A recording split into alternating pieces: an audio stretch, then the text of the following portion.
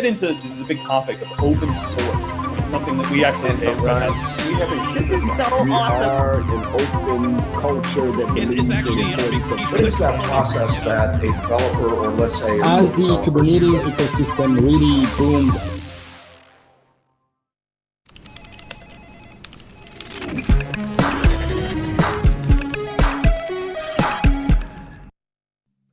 Hello and welcome to this week's Ask an OpenShift Admin Office Hours live stream. I am Andrew Sullivan, joined as always by my amazing and awesome co-host, Mr. Johnny Rickard. Happy Wednesday to you, sir. Happy Wednesday to you too, man. Yeah, it's good to be here. I feel like we've been gone for a month of Sundays, but it's only been like what, 3 weeks. We had an accidental cancel last week because it was a combination of you and I were taken by surprise, and we thought we had a topic, and then we didn't have a topic, and then we thought we had a guest, and then we didn't have a guest, and so we just decided to, rather than completely wing it, we'll just we'll cancel. So right, somewhat professional, right? It was the right move. Yeah. So apologies to the audience. For anybody who is exciting or waiting. It's good to be back though. And I am very happy to be joined today by one of my peers. So Mr. Ian Pilcher. Welcome to the stream, Ian. Hey, thank you very much. I'm just here to try to live up to your high logistical standards. Yeah, we're fancy here, right?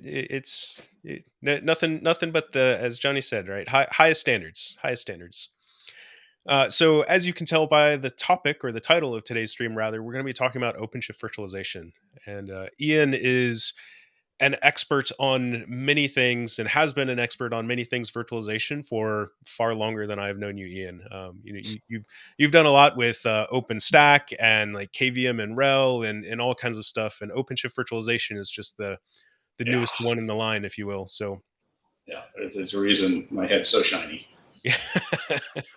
I can't comment on anything. I got way more gray, and Johnny's growing his beard out. He's starting to look a little bit like a mountain man there. That's right. This is what happens when you let it go. Once you just let go of everything that looks wise. This is what you do. So and we were chatting just a minute ago. Today I'll say we don't have a super strict, like normally, we'll go through and we'll create an outline of all the things we want to talk about and show. And I know Ian has a few things he wants to show, but really for the audience, like Ian's super technical. And again, let's go in the weeds. Like, let's see what's happening underneath the covers. I don't want to challenge anybody. What's that? Stump the chump, right? I don't want to play stump the chump necessarily, but it's been a while since we've talked about OpenShift virtualization, and without wanting or trying to incur the wrath, so to speak, there's a lot of noise going on in the virtualization world these days. So let's have a conversation. Let's look at a few things that are going around, and to the audience, feel free to ask questions at any time. Speaking of which, so it has been a few weeks, and I feel like I often forget to do this reminder of this is an office hours live stream. So what that means is that we are here to answer questions about anything and everything OpenShift related, if I could talk, that's on your mind. So yes, today we have Ian with us. We're talking about OpenShift virtualization, but don't let that limit the questions that you want to ask about. So anything that's on your mind, any questions, problems, issues, concerns, valid or invalid that you may have, we're happy to talk about those. Quay 3.8 got released. Thank you, Hope 9. I think that's in our top of mind topics to talk about in just a moment. Again, keep those questions flowing in. We love to chat. We love to hear from everybody. So, and with that, we will roll into top of mind and go from there. So, Johnny, honestly, I just glanced at the list. I remember I was throwing things at you in Slack this morning, but I don't remember what all of them were. Yeah, I think it was Quay 3.8, right? I mean, so Quay 3.8, I think released yesterday or at least this week, and it looks like there's a lot of exciting things that that are going to be coming out with it. Like there's a new UI, there's going to be some added restrictions, or not, I shouldn't say restrictions, but added capabilities to create restrictions within Quay, and then better container image management. So I think that the one thing that kind of caught my attention was that the storage size is going to go from base 2 to base 10, or maybe I might have that inverse. It might be base 10 to base 2. It's going to go from megabytes to megabytes. Yeah, so 2 to 10. And so it'll make that, like when you're looking at your image sizes, it'll make it look a little bit more normal, I guess is one way to put it. But then, so like when you're looking at like your existing queue and then like this upcoming queue, that you might see some differences there because that base of the storage is going to change. Seems like a weird direction to go, going from 2 to 10. Yeah, because I thought everything was in like the MIBI and Gibby and whatever the petabyte one is. MIBI bytes, Gibby bytes. Storage is often quoted in the base 10 stuff. So. Yeah. Yeah, well, the marketing people do anyways. And we all know storage guys are mean, so. Yeah, I can vouch for that. I was a storage guy for like a decade. We're the grumpiest people in the data center for a reason, right? You and the DBAs, yeah. Yeah. So actually, I used to have a whole, I used to work for a storage vendor. I had a whole rant about this of like the reason why storage people are so grumpy is because of virtualization people. And the logic being way back when, so think 2008, 2010, like almost overnight because of the global recession, storage arrays in the data center went from just hosting application data to hosting every IOP of every server in the entire, enterprise. And so they were woefully undersized to take on, what in many cases were thousands or tens of thousands of VMs. So every performance problem for years, it was a result of storage just being undersized. And then, storage companies got smart and started doing things like hybrid storage, flash accelerated disk and eventually flash. But yeah, it went from, it was for years and years and years, it was always the network's guy's fault, right? Mm-hmm. Oh, why isn't this working? Oh, there was a blip. Oh yeah, we rebooted this router. The packets will just flow around. It's fine. And then it was briefly the virtualization team's fault, and then it was the storage team's fault. So, anyways, many fond memories of having those conversations. Johnny, as many folks know, Johnny and I used to work together. We probably, I would not be surprised if you and I had that argument with each other at one point, Johnny. I'm sure.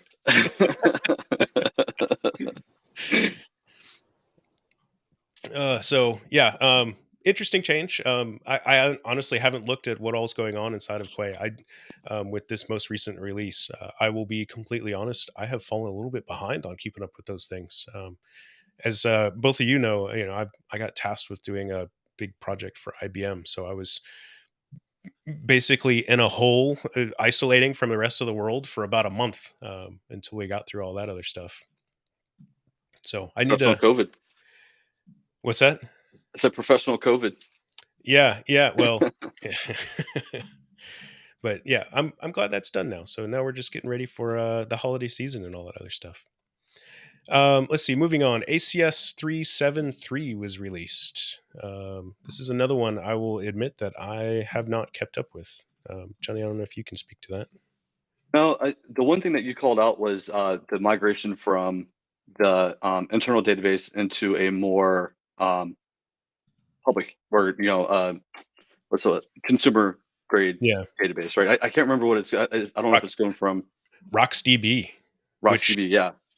I was looking through the release notes and it said it was going from the proprietary RocksDB. I had no idea that there was a custom database being used inside of that thing. That's news to me. I'm happy to see we're moving away from it. I will say, sort of word of warning to folks. So if you're using ACS today, when you go to 373, I think Postgres becomes optional, but for the next version, it's required. So you want to make that transition before you go to the next version. And I also want to say that the managed service side of things is already using Postgres. So there's that as well.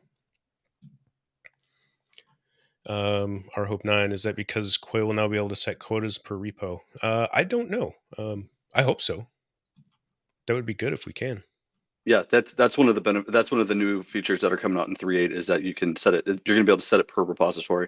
There's some more stuff with like the super user where like now the super user doesn't have to own the actual repository, where there's actual RBAC built in, and it looks like it's a lot more streamlined now than what it's been in previous releases. Yeah, I know that the Quay team has put a lot of work into modernizing their code base. Some folks may remember it's been like 6 months ago. They had like a full day outage on Quay.io as they flipped the code base to the new one. And there's been a lot of improvements since then. Manish, apologies for butchering names. Does this mean we can use OpenShift for creating virtualized environments and virtual machines?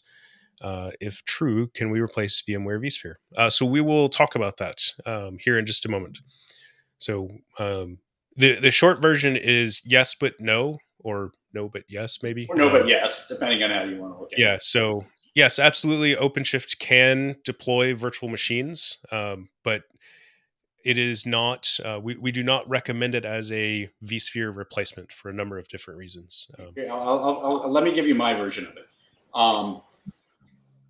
OpenShift virtualization is not a direct replacement for VMware. OpenShift virtualization can replace VMware. And you have to stay tuned to hear me explain why that actually makes sense.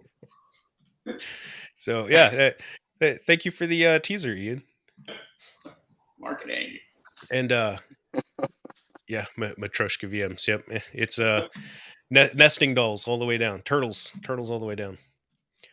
Let's see, what else is in our list here? KubeCon sessions. Oh, this is a good one. So the Alex over at the blog site, I'm going to post this link into the chat here. So Alex Handy, who runs the cloud.redhat.com blog, collected all of the KubeCon sessions that Red Hatters participated in and put a link up there to all of them. So if you're interested in any of the stuff that we had going on at KubeCon, in addition to, the booth and all the press releases and everything else, I think it was like dozens of press releases that week. It was a quite the media blitz. But if you're interested in the actual technical stuff, all of the real reason why people go to KubeCon, that links to all the stuff that we did there. So it's a good blog post. I've perused through a couple of them so far, and as you would expect from KubeCon, they're always really good about selecting great sessions. What's next, Johnny? I think we got say one more. Yeah, the big one, like really the headliner is Argo CD graduated to within the CNCF to it's a graduated project now, so it's the real deal. They're a real project, and they're official as Christian put it. So congratulations to the Argo CD team, and that's good news for us with OpenShift GitOps, and it's just, OpenShift GitOps as an operator and as a product within Red Hat and OpenShift is just going to grow and get better and better. And 2023 has got a lot of good things on the roadmap, so I'm really excited to see what they're able to get done. Yeah. Who knew GitOps would be a thing and would be so popular? Oh right, a lot of folks like Christian.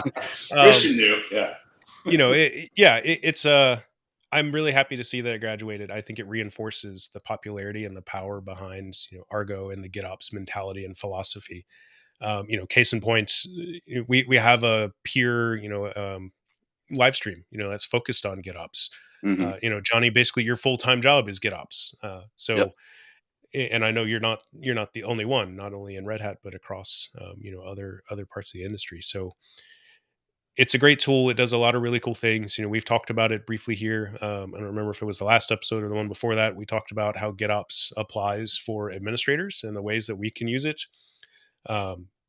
It's being integrated and being taken advantage of in many other ways as well. ACM, you can use application sets directly from inside of ACM, which is the Argo application definition language object, CRD. That's what I'm going with, CRD. Resource, yeah. So it's becoming more and more pervasive. I would definitely suggest that we should all, as administrators, do at least a little bit of due diligence and make sure that we're aware of it, because more than likely your application teams are using it as well. All right. Yeah. Let's talk some OpenShift virtualization. So I think Manish has set us up a little bit here to start the conversation around OpenShift virtualization. So I know, and Ian, I have no idea what you have to demo or what you want to show or anything like that. But to Manish's question, yes, absolutely, we can deploy virtual machines. And the fun part is they're virtual machines in containers. It's still Kubernetes, it's still OpenShift. We're not bypassing that aspect of it. So please, I don't want to steal your thunder. Yeah, this is yeah. I mean, I think that's exactly the point. Is it's virtual machines running within OpenShift as VMs, but also as pods, and being able to use all of the technologies and operational practices that you use in an OpenShift environment and apply those to your virtualization environment. So with that, let me go ahead and share the screen here. I think we did promise these folks a live demo somewhere along the line. So hopefully that will come up here. Awesome. Awesome. So as you can see, this is the OpenShift console that we all know and love. But my OpenShift console in this case also has this virtualization menu item added. And this just shows up when you install the OpenShift virtualization operator. And that is like 3 clicks in Operator Hub to do that. So within the virtualization submenu, we get this overview tab. This will list, gives us an overview, number of VMs we got running. I got a big one here, as you can tell. Also provides metrics, although it looks like I don't have anything using any actual resources, so that's very unexciting right now. But once you have actual virtual machines running in your cluster, you will see these various metrics of CPU utilization.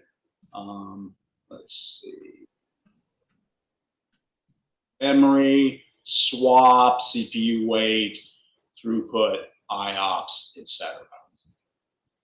We also have the virtual machines that shows you virtual machines that have been created in the cluster. So you can see here, I have a single virtual machine defined in this namespace. And virtual machines, like everything else, they're namespaced. And in fact, let's just go up here and we'll see that we have this container or this pod here, what we call a Virt launcher pod. So when a virtual machine is started, we actually create a pod called the Virt launcher pod, and that is where we run the virtual machine. So the virtual machine doesn't run as some special snowflake thing. It runs as a pod, just like any other pod within your cluster. Yeah, and I want to, maybe I'm jumping ahead here. Sorry, I'm half choking because I'm having a coughing fit. If you look in that Virt launcher pod, it's a KVM virtual machine, right? Yeah, and we can do that. Let's be dynamic here. So if I do an OC get pod, okay.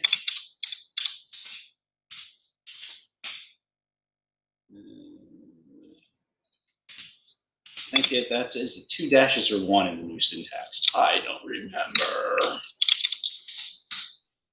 All right, so there we are.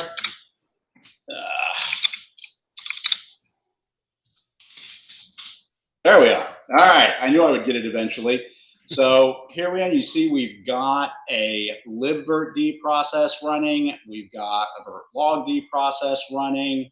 And then there is the virtual machine itself, which is exactly what you would see, on a normal Linux box, running a KVM virtual machine. Mm-hmm. So I assume, I don't know if the command is in the pod, but you could do like a virshell and, like a virshell list and see the VM there, just like any other. It's there. All right, yeah, there it is. Okay. So yeah, so it's literally, it's KVM. This is it's both amazing and baffling to me at the same time, right? Because if you think about it, it makes like logical sense. What is a virtual machine? A virtual machine is a process. And like what does a container do? A container encapsulates a process. So long as the container grants access to the resources that the process needs, it just works. It's like it's no different than any other process. So yeah, it's always. It took me a moment when I first started working with OpenShift virtualization to really wrap my head around this concept of like it's not doing anything really unnatural. It's just adding a layer of management around that virtual machine process. Yeah, that's exactly right. And in fact, in a lot of ways, it's, it can be a bit of a struggle to try to present this topic because it could be one slide. It could literally say, run QEM, run QEMU KVM in a pod. Next question. Yeah. The reality is there are a lot of details. We expect virtual machines in traditional environments to be able to do things that we don't expect pods to be able to do in a Kubernetes environment. And we've done a lot of work to bring a lot of those capabilities to OpenShift virtualization so that as people bring workloads from those traditional environments, they're not going to lose the functionalities that they're used to. One of which, is having an administrative interface that, doesn't require you, as an example, to write 100 lines of YAML to provision a VM. So, we'll walk quickly through the wizard approach here, but I do want to look at what a running VM looks like inside the console. So let me check on, click on this one, and pretty standard stuff. You got the tabs up here giving various bits of information. Let's see. We do have a VNC console available. So if you lose network access or need to set up something, troubleshooting, etc., we do have the console available. And of course, for those Windows VMs out there, that can be a useful thing as well. Again, here we see metrics specific to how many resources that particular VM is consuming. Got some more stuff over here. I think the specific one that is of interest mostly here is, what node is this thing running on? Of course, this is OpenShift. It's Kubernetes. Everything is representable as an object, using custom resource definitions within Kubernetes. So, and that's what unlocks all the automation and other capabilities that we expect from the platform. We do have the ability, as you would expect in a virtualization environment, to define various virtual networks that we are going to attach the virtual machine to. So in this case, this virtual machine is attached to two networks. It's attached to both the pod network, which is the normal pod network that other pods within the environment are connected to. It's also got a layer 2 connection. And so that's a layer 2 connection using a virtual switch on the worker node that it's running on. So basically what I've done is I've set up a virtual switch, a Linux bridge on each of my worker nodes. And then I defined what's called the network attachment definition. Both that under here. So there's a network attachment definition, and these things are really, really simple.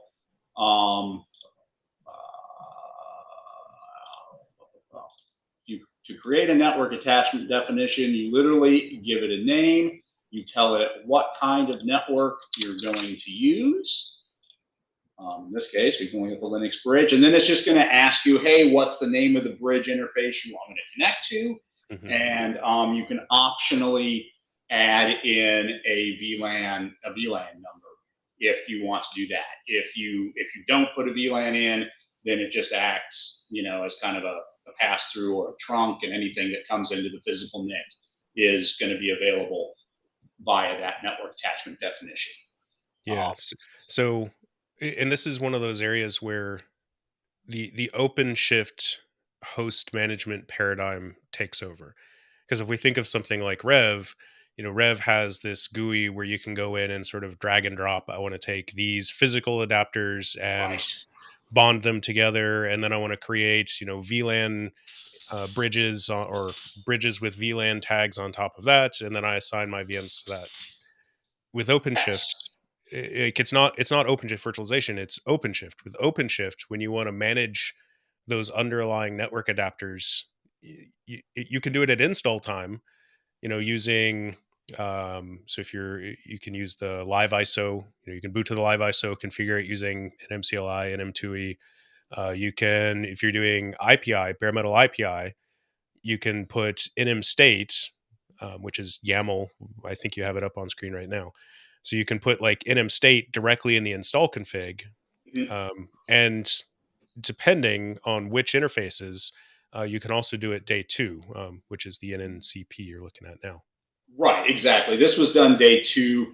And the only thing you can't do day 2 is mess around with the physical interface that your pod network is running on, for reasons that are probably relatively obvious. I won't say I've never broken management interfaces on other virtualization hosts. That never happens. Yeah, exactly. Well, everybody's got to learn that lesson the hard way, right?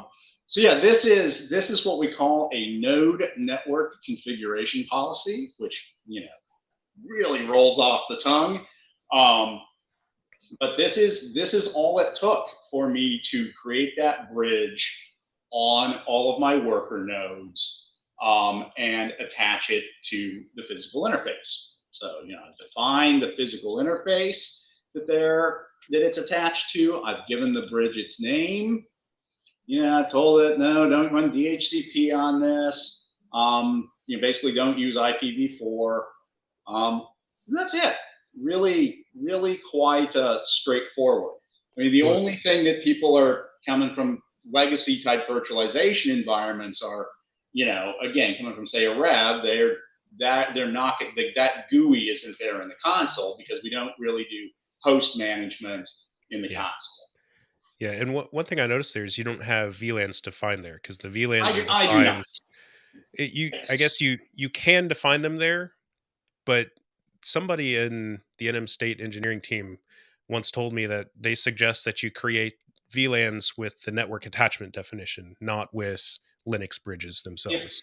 If nothing else, if you were doing the VLANs at NM State, and in NM State, just to be clear, the NM stands for Network Manager.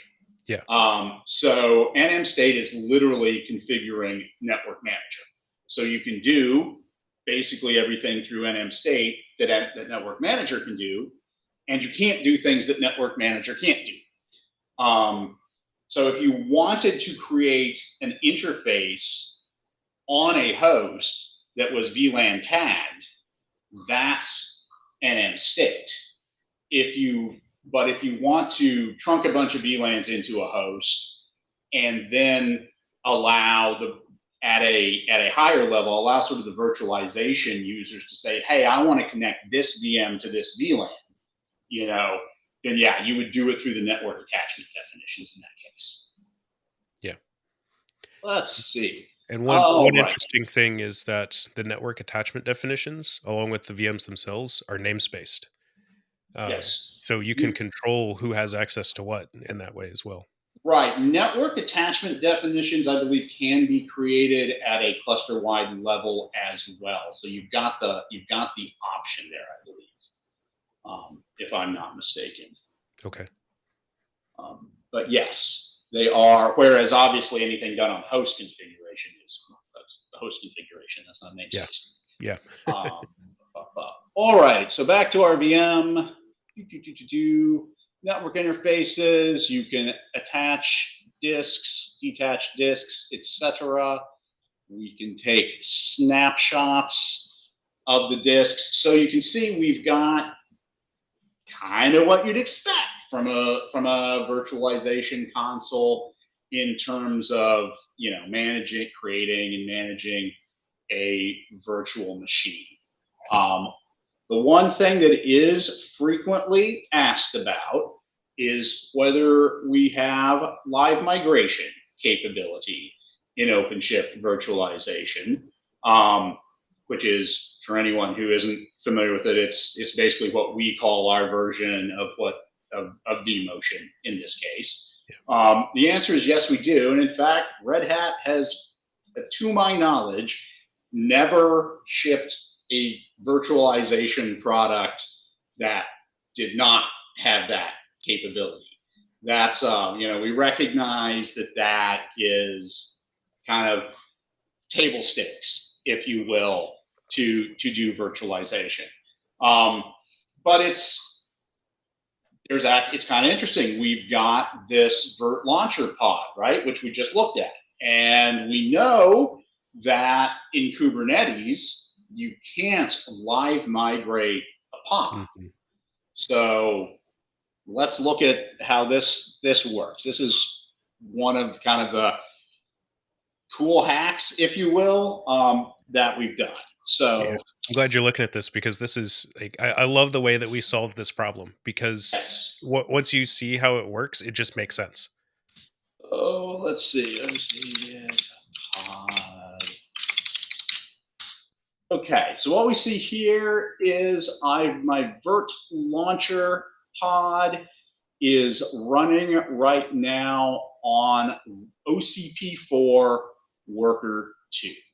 So let's live migrate it. We can initiate that from the console. Migrate to a different node. And what we see here is we are creating a new Virt launcher pod for that VM over on a different host. And so what we do is we spin up a new Virt launcher pod. It's running libvirtd, and then the operator tells those two libvirtd instances to migrate the virtual machine from one to the other. And eventually that should complete. And then this existing one on the previous node should go into a completed state. Yeah, it's beautiful in its simplicity, right? Because it's literally, I'm going to schedule a second pod, and then I'm going to use the native QEMU libvirt mechanism to live migrate the VM from within those two things. Like, we didn't have to do anything special or extra inside of OpenShift or Kubernetes in order to, you can't live migrate a container, you can't live migrate a pod, but we can schedule a second one, and we can migrate whatever's going on inside of there to a different host. It's just, yes. So the answer is the live migration slide that I want to create is just one sentence, big red text. Yes, we do it. Stop asking. Yeah. Fahad asks, and again, apologies for butchering names. So no OpenShift virtualization only runs on bare metal nodes. Can those be added to a pre-existing IPI vSphere cluster? And the answer to that is yes. If you've got a bare metal cluster and You go into the operator hub, search for virtualization. The OpenShift virtualization operator will show up there. It's part of OpenShift virtualization. It's not a separate product. You wouldn't be able to add bare metal nodes to an IPI cluster, though, Oh, right? well, if they're okay, I was assuming a bare metal IPI cluster, and you wanted to add OpenShift virtualization to it. I think, and Fahad, please correct me if I'm wrong. I think they deployed a cluster to vSphere using IPI. So it's a vSphere IPI cluster. Can you then add bare metal nodes to that vSphere IPI cluster? That is definitely a different question. Yeah. And the answer to that one is no. Yeah. You can't mix cloud providers or a cloud provider and no cloud provider. So the vSphere cloud provider requires the node to be, well, a VMware virtual machine. And bare metal would not qualify as that. And that's an upstream, that's a Kubernetes limitation. I've got the link for it here somewhere. I've had this bookmark for like 3 years now. So hopefully that answered your question, Fahad, regardless of which question it was. Okay. All right. So we've got that. Now there is a subtlety to all of this wonderful stuff that I wanted to point out, and that is to do with the pod networking. So let me go back. Let's see. While you're typing, Sammy, I'm not sure I understand your question. Is migration supported between two nodes?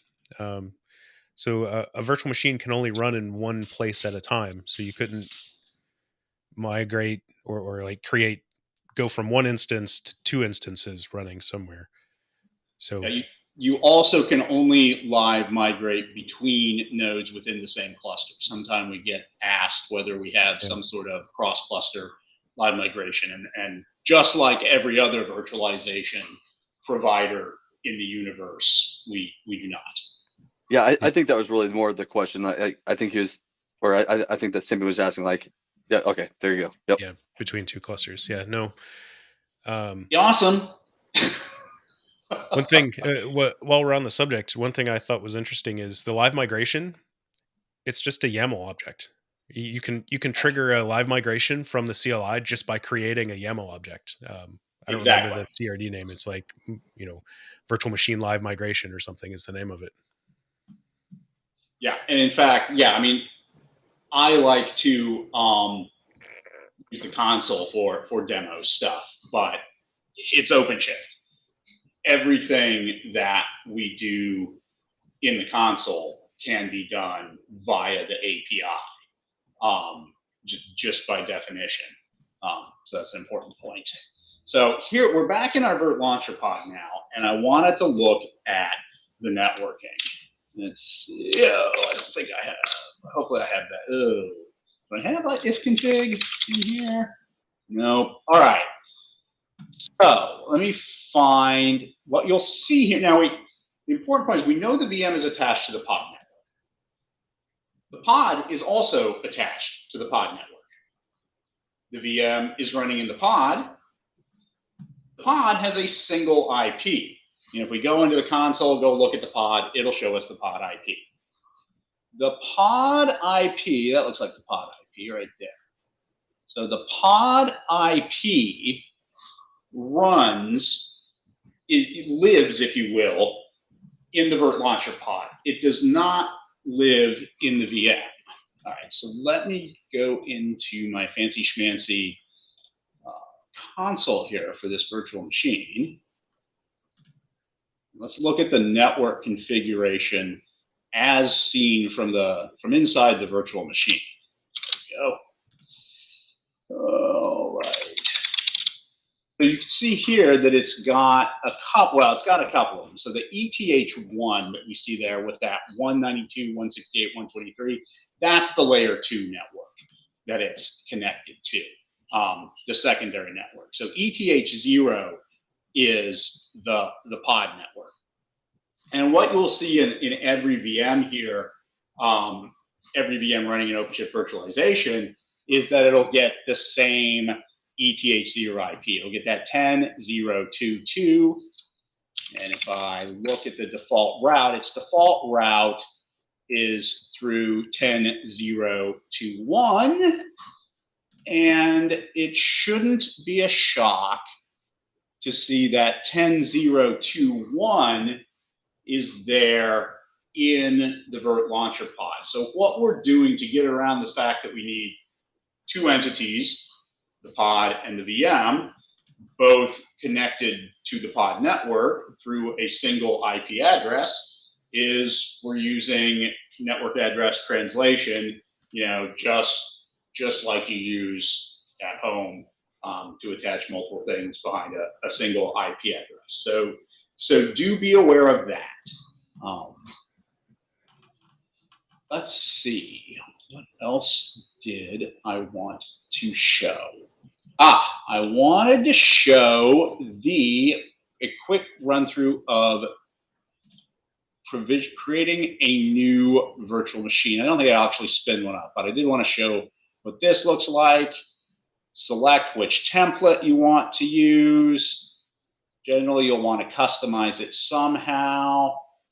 Let's see, this is where I like to set a password to something that I actually know so I can access the console. One thing I do love about this is that it tells you what the username is, because I always forget that with all these different operating systems. It's really nice in the console view too for the VM, where it shows you the credentials if you use cloud in it. Yes. All right. So, and it's then if fun you to guess too during demos, so. if you go on to this, this screen, this is where you have the opportunity to say, add or delete additional network interfaces on different networks. I should note that in addition to the bridged or vSwitch based layer 2 access, we do also support SRIOV with this. So if you got those very high performance workloads, then you can use SRIOV with that.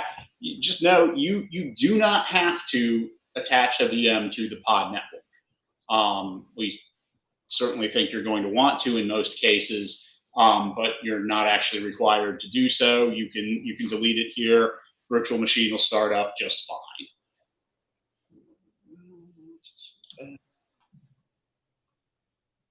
All right, so let's cancel that. Okay. That's not what I wanted to do. All right. Anyway, you also have the opportunity from that screen to add additional disks and such. So doing the basic customization that you'd expect, change the number of CPUs, change the amount of memory, etc. One nice thing, you see this source available flag here for operating systems for which we can do this. We automatically download the images for all of those operating systems, so you don't have to go out and manually download those.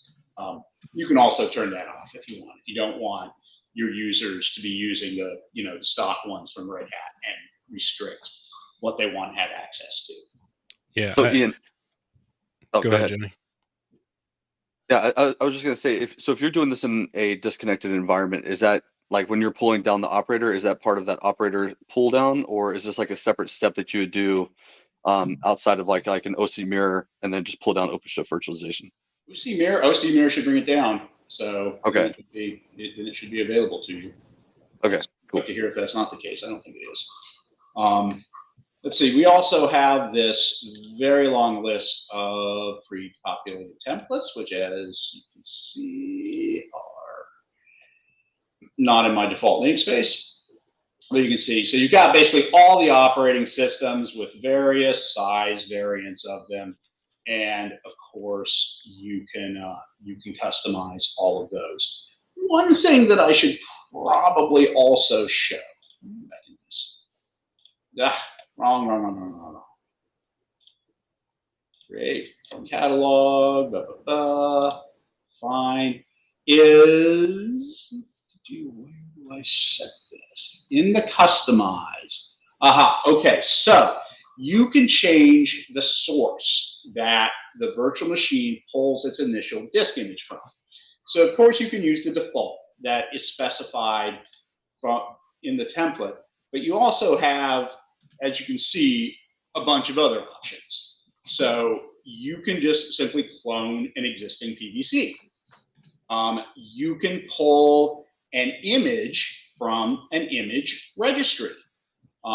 Basically, we can take like a QCal essentially and wrap it up in a cloud or container image, if you will, OCI image. That's the word I'm looking for. And you can put that in an image registry, access it from there. You just pull it from any old HTTPS URL. You can upload it from your local system through the browser. Never tried that one, don't know why you'd want to, but you can do it. So you've got a lot of options there.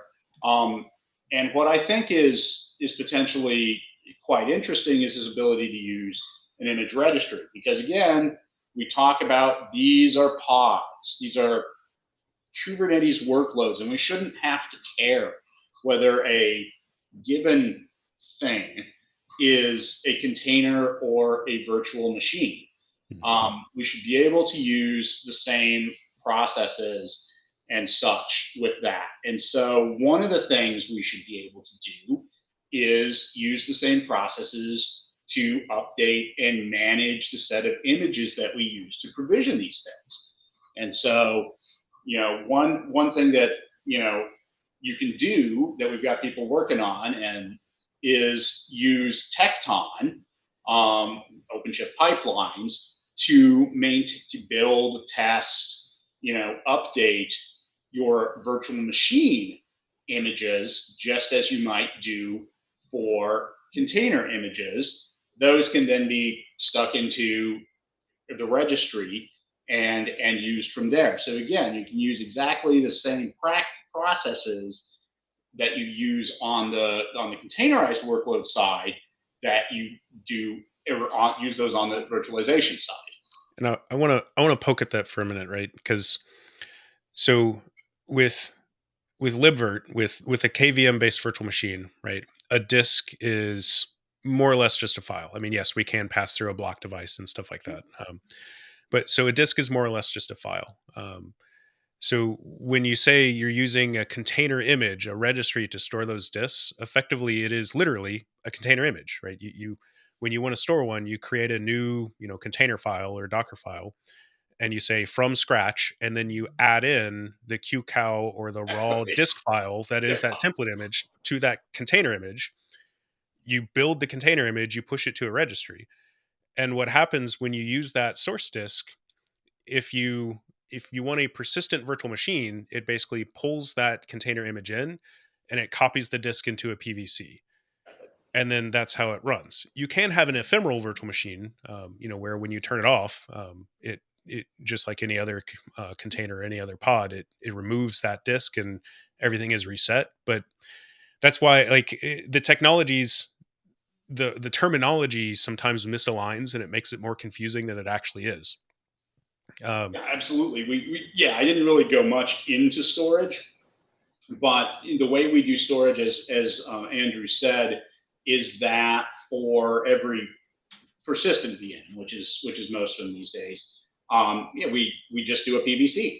So it's whatever your cluster is set up to use, as far as storage, whatever CSIs you're using to provide storage to your containers, that's what Kubernetes is that's what OpenShift Virtualization is going to use. And you can tell it what storage class you want to use, and it'll just do it. You generally you want block RWX for virtual machines. RWX, you need the RWX in order to do the live migration. Yeah. And a lot of people may pause when you say, wait, you can't do RWX with block PVCs. So actually you can. The vast majority of storage providers do support RWX with block. The key is you have to use a block mode PVC, not a file system mode PVC. So file system mode is exactly what it sounds like. So say it's an iSCSI, volume or an iSCSI PVC using file system mode. Essentially, the CSI provisioner will mount that storage device and then format it with a file system, ext or XFS or Btrfs or whatever you tell it to format it with. That will still work. You can still use that with OpenShift virtualization, but it's a read write once with basically every storage provider that I'm aware of at that point. So block mode, it mounts the storage device, so it's underneath dev whatever, and then it passes that device directly into the pod. And so I alluded to this before of like with QEMU with libvirt, you can just attach a device on the host into the virtual machine. That's literally what it does. It doesn't care what's going on in there, or it doesn't have any awareness, I should say, of what's going on inside of there. QEMU is doing its thing with it.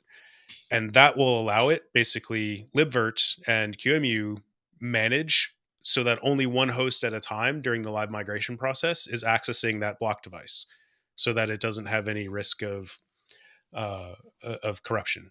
And quite literally, this is exactly how it works with RHEL. If you've got two RHEL hosts and you're running, using virtual machine manager, if you want to go way back to the basics and you want to take a VM and go from one to the other, you just mount that device on both sides and tell it live migrate, and it'll move the state of that VM from one to the other. And it works exactly the same. So I always thought that was super interesting. Many of these principles are the same thing. If you're familiar with RHEL virtualization or Rev or OpenStack, it's just the same thing. It's just abstracted using Kubernetes mechanisms. Every time I dig in, every time I learn something new about it, I'm always surprised at how straightforward it is once you get down to it. Yeah, that's the funny thing. It's like simplicity wrapped in complexity or something. I don't know, or something like that. So we're getting short on time here. So I did want to show this in the same vein, and this goes back to the question that Manish asked very early on about replacing VMware or another traditional virtualization environment with OpenShift virtualization. And as I kind of said, yes, it can do it. For 90 something% of virtual machines in the world, we can run it. If it can run in KVM, we can run it in OpenShift virtualization. That said, this is not a direct replacement. OpenShift virtualization and its upstream KubeVirt project from which it's derived, are all about bringing virtual machines as first-class citizens into Kubernetes or into OpenShift. They are not about making Kubernetes or OpenShift work like a traditional virtualization environment. So you get the power that you get with Kubernetes. You get GitOps, as I've shown here, where I've deployed a couple of virtual machines based on the contents of a Git repository that defines them. You can use Tecton to build your images. We didn't really show it, but you can, once you've got your virtual machines in there connected to the pod network, you can expose them as services, as node ports if you want, through load balancers, through routes, etc. You can use service mesh to do blue-green testing, to do network tracing. So you can do all this stuff, all this cool stuff that you can do in the OpenShift Kubernetes space. But it is a transition. It's not the same as using those older technologies. Hey, Ian, what's a use case where, and this isn't meant to put you on the spot, but like what's a use case where OpenShift virtualization doesn't fit? Like what VM use case wouldn't fit on this?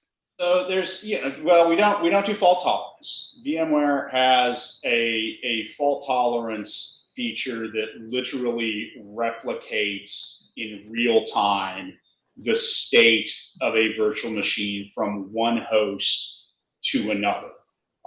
So that if one of those hosts dies, it's basically seamless, or as close as you can get to seamless. That has a lot of performance implications. Obviously, you'd only do that for really, really super critical stuff. My understanding has always been that that's not widely used. But that, as far as I know, is a unique feature to them. We don't have it in any. No one else has that, as far as I know. There's support considerations, to my knowledge. You got like your SAPs and such out there that get very, very twitchy about what they will support. So, as we've talked about and shown, these virtual machines in OpenShift virtualization are using the exact same kernel, KVM, QEMU, libvirt as we use on RHEL, that we use in OpenStack, that we use in Red Hat virtualization. But an ISV can still decide that they don't want to support it because it's Tuesday or something like that. But it's much more. It's really much more about. It's very rarely about what's running in the VM. It's about how you, Mr. Administrator, want to manage your fleet of VMs. Do you want to continue to use your lovingly crafted Ansible playbooks, that you've written over the years to deploy and update and stuff things, or do you want to use the same technologies and operations that you're using in the OpenShift/Kubernetes space to manage your more modern workloads? Gotcha. Thank you. Yeah, I think that this is awesome. I'm glad you showed the Argo aspect of this, because I think that, like, as image builder gets more, more notoriety, people are using it more and more. I think things like OpenShift pipelines and Tecton, and then like that whole, CI/CD pipeline to now I can build my images and I can deploy them and test them all in cluster, and then I can go through a promotion process using GitOps, and I think that this is awesome. I'm really glad that you showed this, so thank you. Yeah. Very welcome. Yeah, and Ian, I know you have to drop here in just a minute.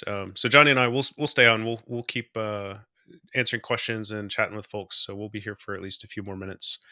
But I wanted to take the opportunity as the clock ticks over. Thank you, Ian. Really appreciate you coming on, showing all this to us. It's been great to get an in-depth look at this.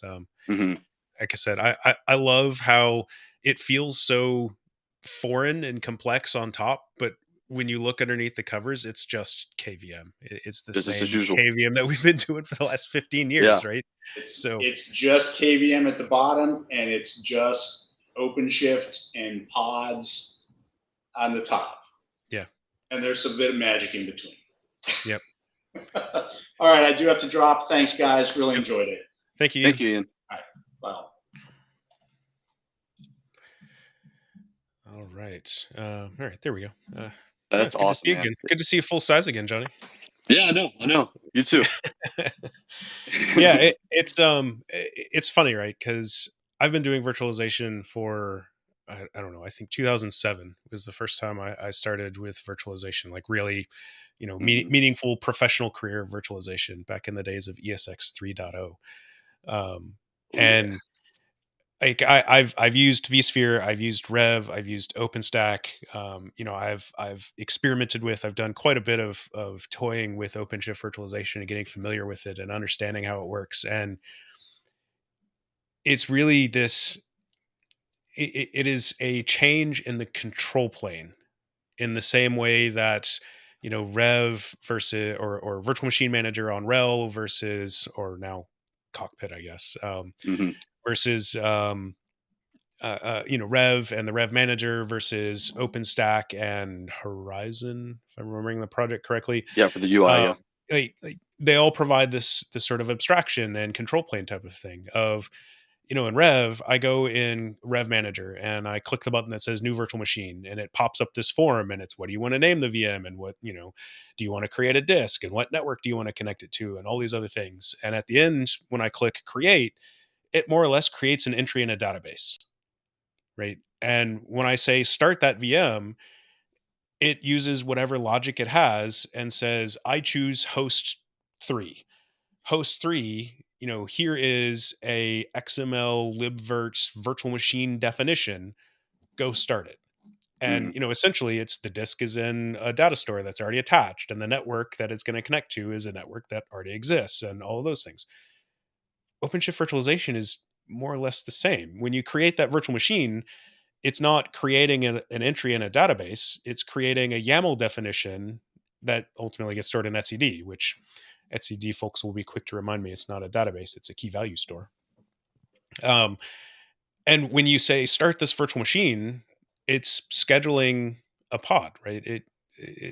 Like Ian showed, it's the Vert launcher pod. It says Hmm. start this pod and mount this, mount this PVC or these PVCs, because that's where the disk is. Connect it to this Multis network because that's how it's going to connect to the world, or the OpenShift SDN.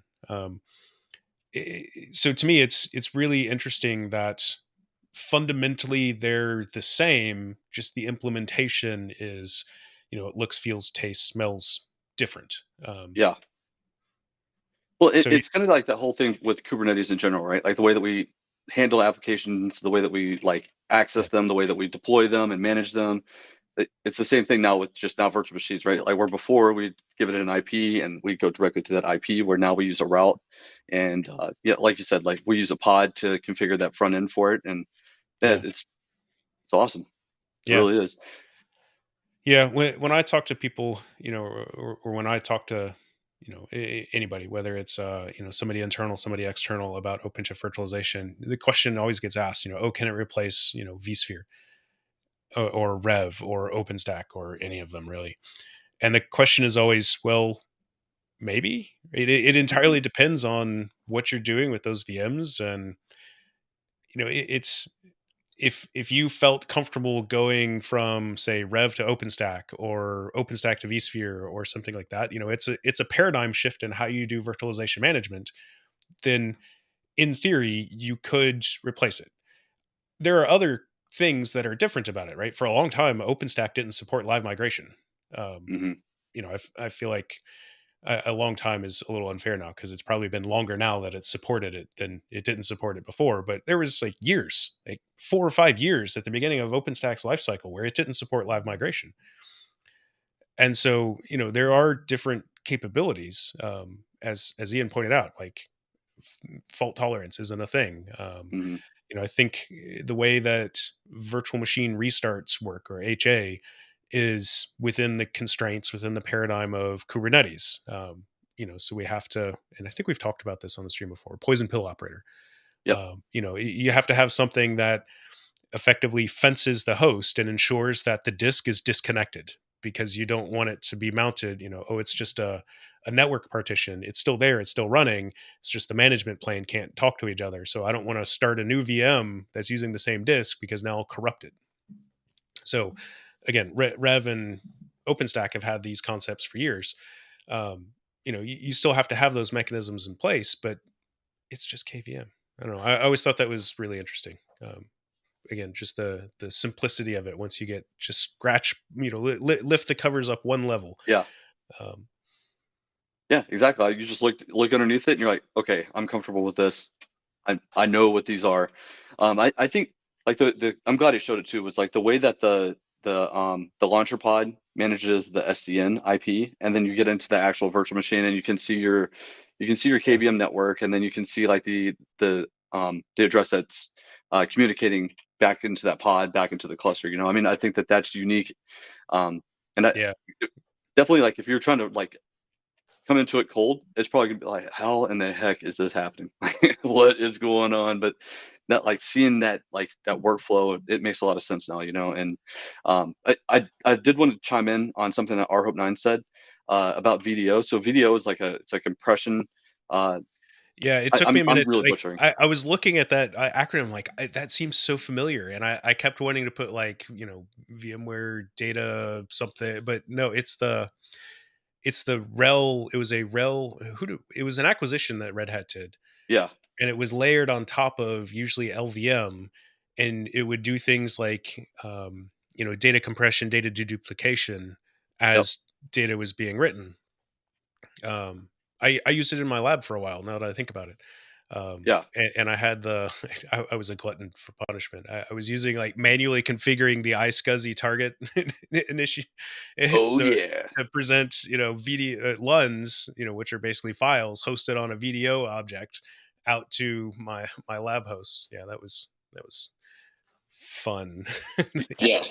I'm only familiar with it because I used it with OpenStack back like 4 years ago, I think. So three or four, two, Yeah. 4 years ago. So I don't know, at some point in the past. And um, I don't know if the volume group operator, I think KVM supports it. There's no doubt about that.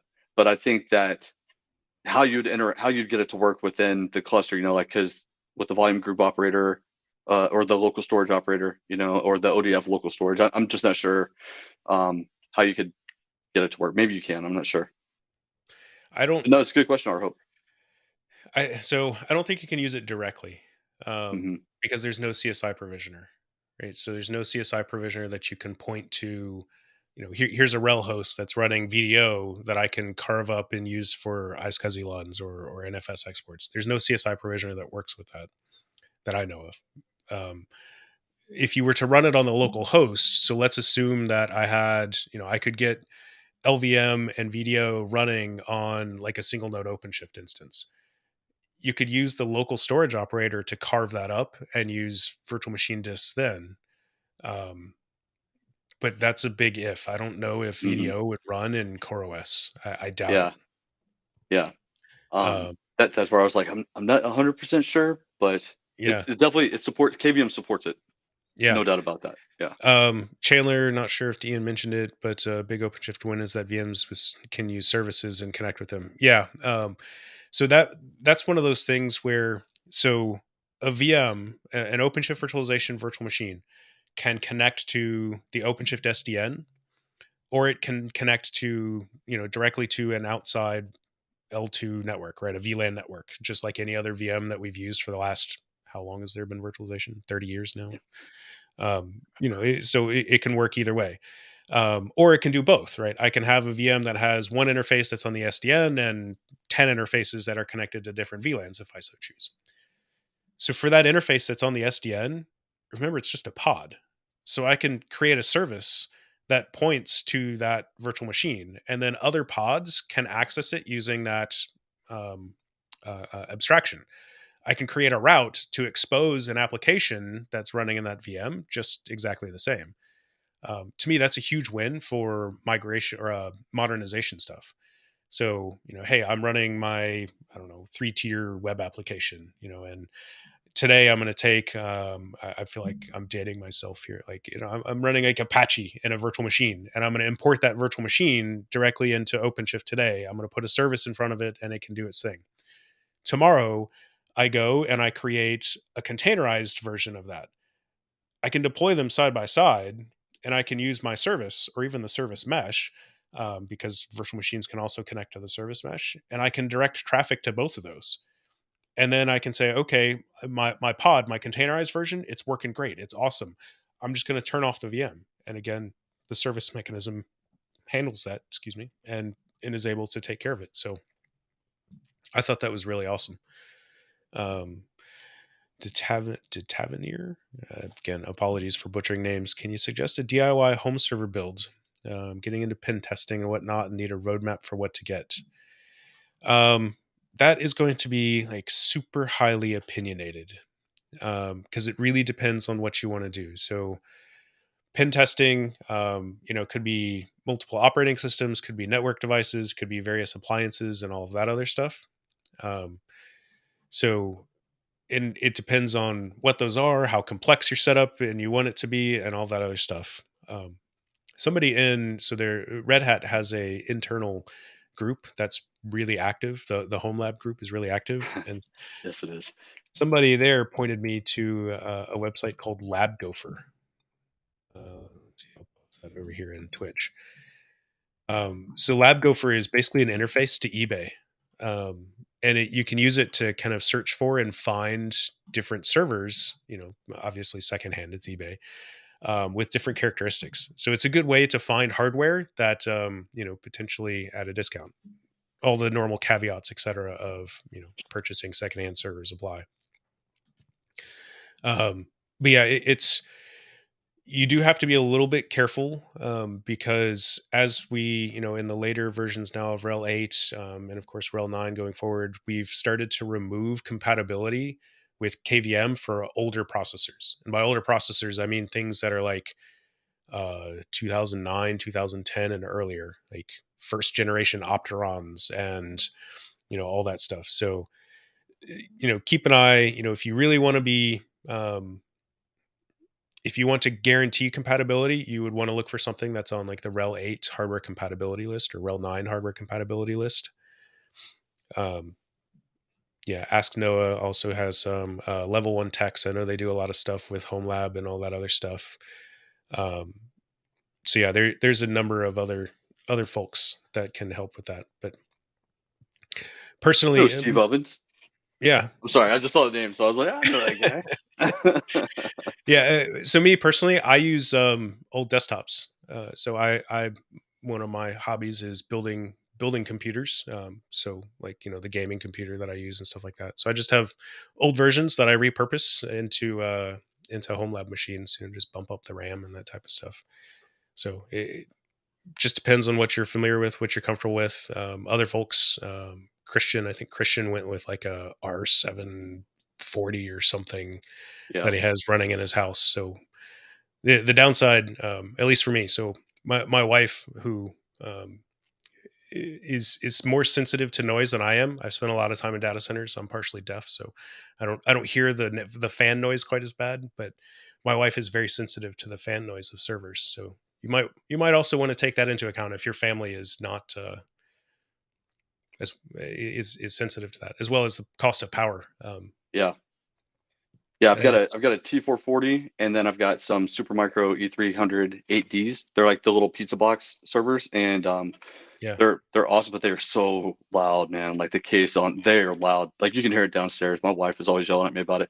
So yeah, this guy Sean Nelson, who's chiming in here, if you were to see behind him in his apartment, his closet is full of like hardware. Like this yeah, dude's got all kinds of crazy stuff. This dude's insane. yeah. Yeah, I definitely don't want to understate the cost of power, though. Hmm.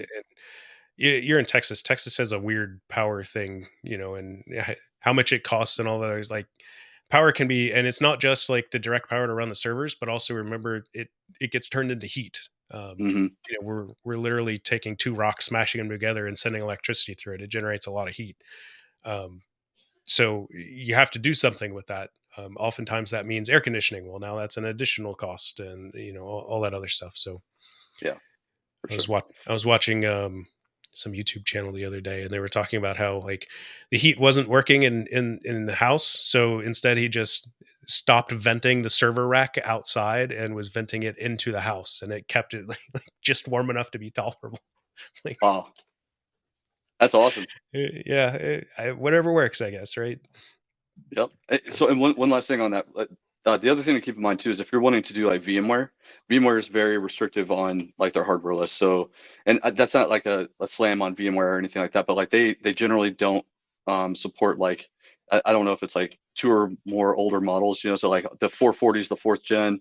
So they might be on like if you're on like the 460 or something like that, mine might be out of support. But just keep that in mind if you're wanting to do VMware, that like check their compatibility list before you buy the server, because that'll be some heartburn if you buy it and you can't use it. Yeah. Yeah. So I'm trying to scroll back up through here, see if I see any other questions or anything that we might have missed. So just before we close the stream, if anybody has any other questions, if we missed anything, If there's anything that comes to mind, please don't hesitate to ask those questions now. I'll also say, and I'm realizing as I'm saying this that I didn't do this earlier in the show, for anybody who's not watching us live, I know we get quite a few folks who don't watch us live. Feel free to reach out. So you can reach out to me at andrew.sullivan@redhat.com. Love to get email from folks. We get email on a regular basis. So, anytime, reach out, ask us questions, ask for clarification, ask for resources, all that other stuff. We're happy to help as however we can. You can also reach me on social media. I'll admit that I have not been on Twitter very much lately for reasons. But I am there, and it does eventually send me emails, and I try to keep up with those. So at Practical Andrew. But Johnny and I are also on the Kubernetes Slack. So there's a OpenShift users channel on the Kubernetes Slack. We're also on Reddit. So if you go to the OpenShift subreddit, we both frequent there as well. So email andrew.sullivan@redhat.com or Johnny, Jonny, @redhat.com. And whichever one of us, if you don't remember both, you can always just send it to one or the other, and we always add each other on if one of us is missing. So we did have one question, and it was from rhope9, and it was about having a VM running in a service mesh. And I believe the answer is yes. And if Chandler is still listening, Chandler, I don't know if you know for sure. I know, I think when you were on a couple months ago, you were talking about at least building that out where you're building out the service mesh with a VM on top of it. So I think the answer is yes. It does work. Yep. Yeah. Yeah, it does work. They added that in 4.10, I think. Okay. If I remember correctly. I'm a virtualization nerd, so I've been keeping up with it for a minute. That's awesome. Yeah. So, all right. So again, if anybody has any questions, anything that comes to mind, don't hesitate to reach out. Thank you so much for joining us today. We really do appreciate it. And joining us after we've been on vacation, if you will, after we've been on hiatus for a couple of weeks for the holiday. And then what was it? There was a of the last 5 weeks, or 6 weeks, including this week. I think this is our second stream because it was like overlap with Ansible Fest, and then overlap with the what's next for OpenShift 4.12, and then the holiday, and then our botch stream, our botch topic last week. And so we'll be back next week, though. Definitely be back next week, but that next week will be the last stream of the year. And then we'll be back in January after all the holidays and everything. Yeah, I know I got a nice long road trip to kick off the holiday for me, going to a wedding down in Florida. Oh, dang. Nice. So yeah, not very often I get all dressed up. I've been in COVID, status for the last 3 years. Like, it's like gym clothes every day, right? Yeah. I had to put on a button-up shirt back in August, and I was like, I still got it. Put it on, buttoned up, and I was like, oh my god, like the neck doesn't even touch. I was like, I'm in bad shape. So my tie was all the way up. It was bad. What's that movie? Tommy Boy, where he's wearing the jacket and singing the song. Yeah. That's right. I feel you. Yeah. Yes, that was me. All right, Jill. Thank you again. We'll see you next week. Johnny, any last words? Real quick, I'm getting the link from Chandler for the Service Mesh and OpenShift Virtualization blog. So if you're interested, check that out. We had Chandler on a little while ago.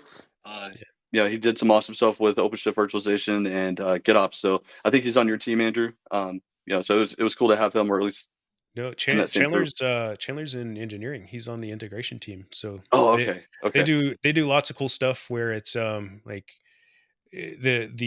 engineering says, oh yeah, we're going to add compatibility for service mesh. Chandler's team are the ones who actually go out and prove that works and then show the rest of the world how it happens. So nice. Okay. Yeah. That's what it was. I remember now.